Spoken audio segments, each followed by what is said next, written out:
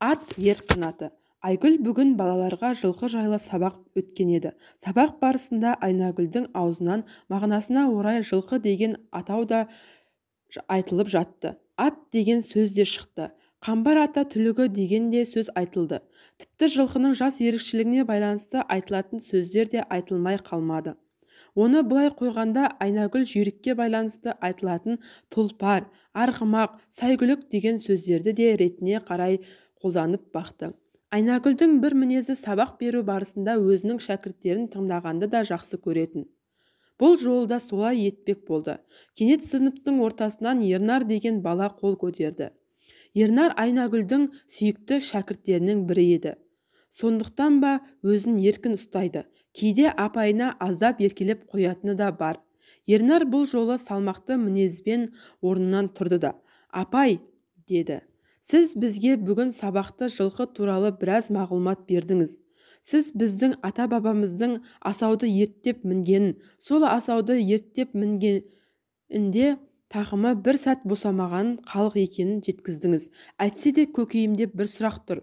Сол ата-бабамыз енді бір замандар өткенде өз ұрпағының жылқыны тек суреттен ғана көріп отыратынын ойлады ма екен?» Сынып тынши қалды. Айнагүлдің өз шәкіртінің не айтқысы келіп тұрғанын түсінді, бірақ шәкіртінің сұрағына әзілмен жауап қайтарды. «Ернар-ау, енді сыныпқа жылқыны әкеліп қоя алмаймын ғой?» Балалар бұл сөзге жымсырып күліп жіберді. «Әрине, әкеліп қоя алмайсыз ғой», деді Ернар да езу тартып.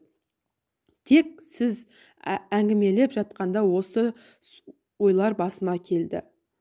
Өзіңіз айтушы едіңіз ғой, балалар пікір білдіргенде іркілмей сөйлеуді үйреніңдер деп». Сынып апай не дер екен дегенде Айнагүлге көздері жәутеңдеген күйі қарап қалды. Кенет Айнагүл: «Балалар, мен қай тілде сөйлеп тұрмын?» деді. Сол-ақ екен, шәкірттері бейне бір хормен ән салғандай жамырасып қоя берді.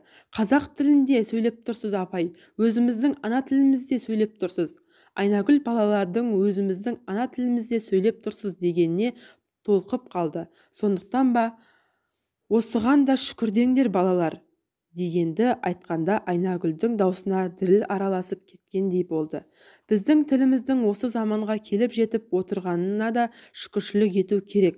Ол замандардың қыспағынан өтті. Бұл тілде біздің бабаларымыз сөйлеген еді. Мен әлі де бабаларымыз сөйлеген тілде сөйлеп тұрмын. Мен сендерге осы тілде өз бабаларыңның ерттеп мінген сәйгүліктер мен арғымақтары жайлы әңгімені жеткізе алып тұрмын.